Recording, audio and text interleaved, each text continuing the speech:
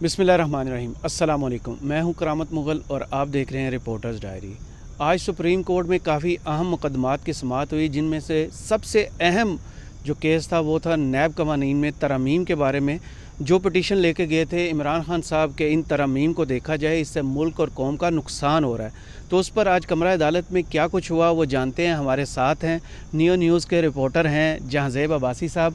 अस्सलाम वालेकुम। वालेकुम सलाम जी। जहांज़ेब, आज आपने पूरा विटनेस किया कमरा अदालत में, आज क्या हुआ इस केस के हवाले से? करामत, सबसे पहले तो हम अपने नाजरीन को ये बताते हैं कि ये केस है क्या और इसका बैकग्राउंड क्या है। हुआ कुछ यूँ कि पाकिस्तान मुस्लिम लीग नून की जो इत्तेहादी गवर्नमेंट इस वक्त बनी है, इसमें पाकिस्तान पीपल्स पार्टी भी है, JUIF भी है। तो इस कोalition गवर्नमेंट ने आते ही एक नैब कानून में अमेंडमेंट्स कर दी, और उन तरामीम के नतीजे में फिर पाकिस्तान तहरीक इंसाफ का ये मौक़िफ़ है कि ये तरामीम दर हकीकत इत्तेहादी हुकूमत ने ख़ुद को फ़ायदा पहुँचाने के लिए की हैं।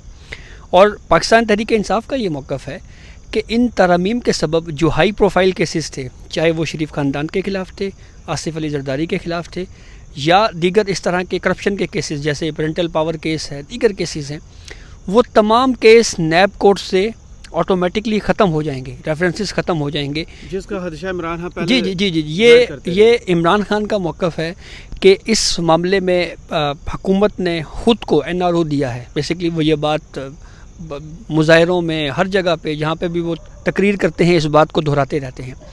लेकिन हुकूमत का व्यू क्या है? हुकूमत का व्यू ये है कि जो तरामीम हमने की हैं उसमें 80% वो तरामीम हैं जो पाकिस्तान तहरीक इंसाफ की गवर्नमेंट में जो 2 ऑर्डिनेंसेस की सूरत में आरिफ अलवी ने जारी की, या वो इस लॉ का हिस्सा हैं, और या कुछ तरामीम ऐसी हैं जिसमें कहीं ना कहीं अदालती फ़ैसले मौजूद हैं, चाहे वो सुप्रीम कोर्ट के हैं या दीगर कोर्ट्स के मौजूद हैं। एक बड़ा मशहूर फ़ैसला आपको याद होगा, ख्वाजा साद रफ़ीक केस में जस्टिस मकबूल बाकर ने ये लिखा था कि नैब को पॉलिटिकल इंजीनियरिंग के नैब को पॉलिटिकल इंजीनियरिंग के लिए यूज़ किया जाता है।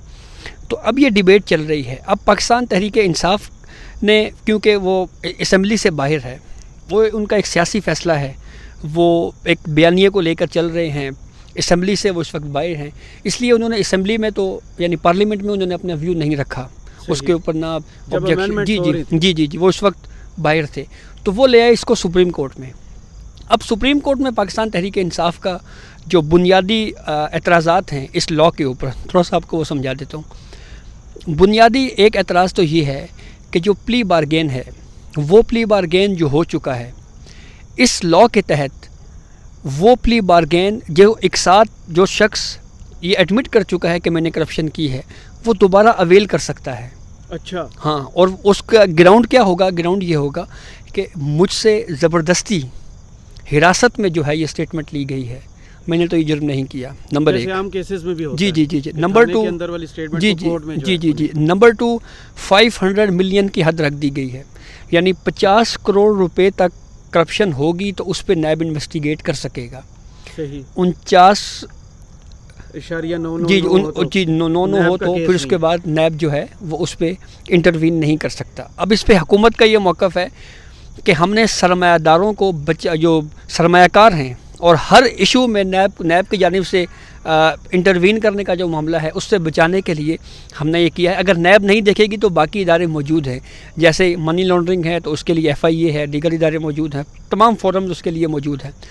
पाकिस्तान तहरीक इंसाफ का एक एतराज़ इस लॉ के ऊपर जो है वो ये भी है कि प्ली बारगेन के हवाले से जो आपने इस लॉ में चेंजिंग की है, और सबसे अहम बात जो एसिड बियॉन्ड मीन्स हैं उसकी डेफिनेशन को चेंज कर दिया गया है। वो डेफिनेशन क्या थी जिस पर सबसे ज़्यादा सियासतदान काबू में जी जी जी उस पर हुकूमत ने ये इस लॉ के ज़रिए तब्दीली ये की गई कि जिसके ऊपर इल्ज़ाम है कि भाई आपने करप्शन की है, तो पहले तो ये होता था कि शक की बुनियाद के ऊपर, महज इम्प्रेशन की बुनियाद के ऊपर नैब इन्वेस्टिगेशन शुरू कर देता था।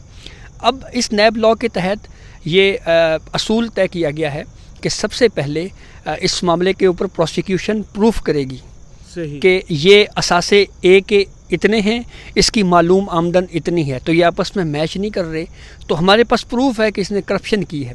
تو اس کے بعد نیب انویسٹیگیشن کر سکتی ہے. تو پہلے ڈائریکٹ امپریشن کے اوپر ہی انویسٹیگیشن شروع ہو جاتی تھی. بھی اور حراست میں بھی لے جی جی جی جی آپ کو یاد ہے کئی پاکستان تحریک انصاف کی گورنمنٹ دیکھ لیں یا دیگر گورنمنٹس دیکھ لیں. لیکن ایک پوائنٹ میں سمجھتا ہوں کہ بہت اہم ہے جس کے اوپر کورٹ بھی اس کو بار بار دیکھ رہی ہے, اور وہ پوائنٹ یہ ہے کہ اس لاء کا اطلاق ماضی سے کیوں کیا گیا ہے. یعنی وہ کیسز جو مشرف دور میں بنے, جو زرداری دور میں بنے, جو نون لیگ کے دور میں بنے, جو پی ٹی آئی کے دور میں بنے, ان کے اوپر بھی اس لاء کا اطلاق کر دیا گیا ہے. جی جی بیک ڈیٹڈ اطلاق اس کا کر دیا گیا ہے, اور اسی کی روشنی میں پھر یہ کیسز ریفرنس جو ہیں وہ واپس ہونا شروع ہو گئے ہیں. حالانکہ حکومت کا یہ موقف ہے کہ یہ ریفرنسز یہاں سے زرداری کو جی جی جی جی تو اس کے اوپر حکومت کا یہ موقف ہے کہ یہ ریفرنسز یہاں سے واپس تو ہوئے ہیں, لیکن متعلقہ اداروں میں متعلقہ جو تحقیقاتی ادارے ہیں, متعلقہ فورمز ہیں, وہاں پہ جائیں گے. صرف نیب سے آؤٹ ہوئے ہیں. صحیح. اب آتے ہیں آج کی کلین چٹ نہیں ملی. جی جی اب آتے ہیں آج کی کورٹ پروسیڈنگ میں.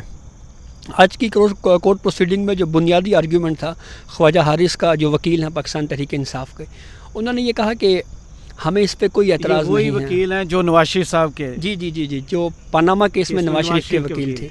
تو خواجہ حارث صاحب نے آج مین آرگیومنٹ یہ دیا کہ 500 ملین کی آپ نے جو حد مقرر کر دی ہے, یہ حد آپ ریڈیوس کر کے بے شک 100 ملین پہ لے آئیں, ہمیں اس پہ کوئی اعتراض نہیں ہے. ہمارا اصل اعتراض یہ ہے کہ اس لاء کا اطلاق آپ نے بیک ڈیٹڈ کیوں کیا ہے, ماضی سے نہیں ہونا چاہیے تھا.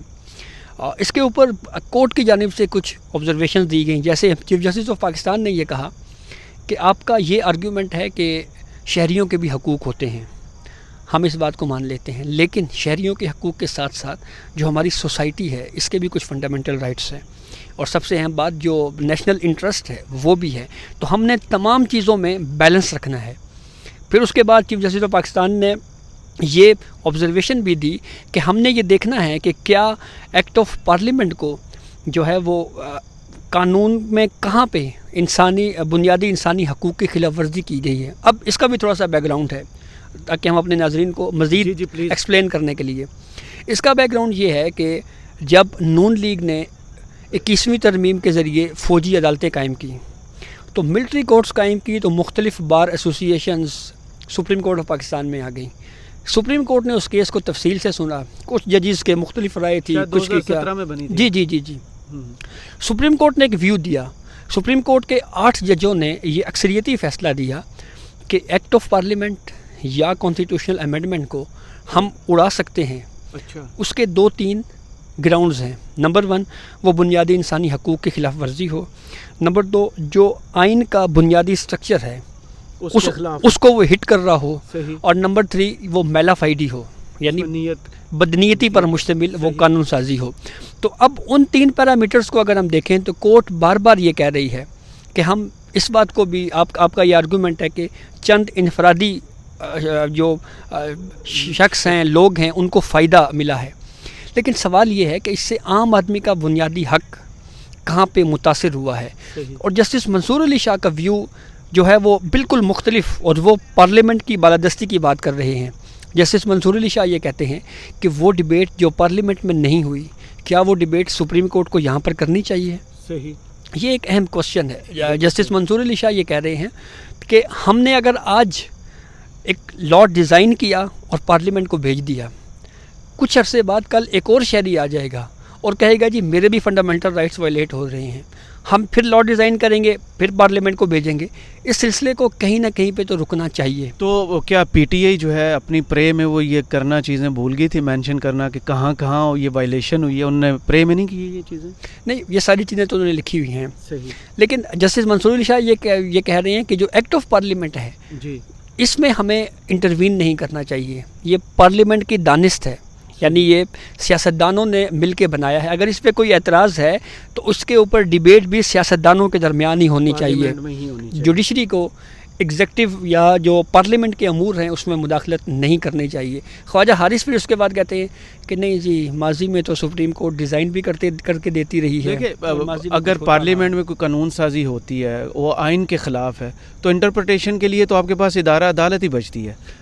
یہ درست ہے, لیکن اصل میں نا سپریم کورٹ یہ کہہ رہی ہے کہ ہم ہمیں سب سے پہلے بنیادی انسانی حقوق کی وائلیشن بتائی جائے کہ یہاں پہ انسانی حقوق کی خلاف ورزی ہوئی ہے.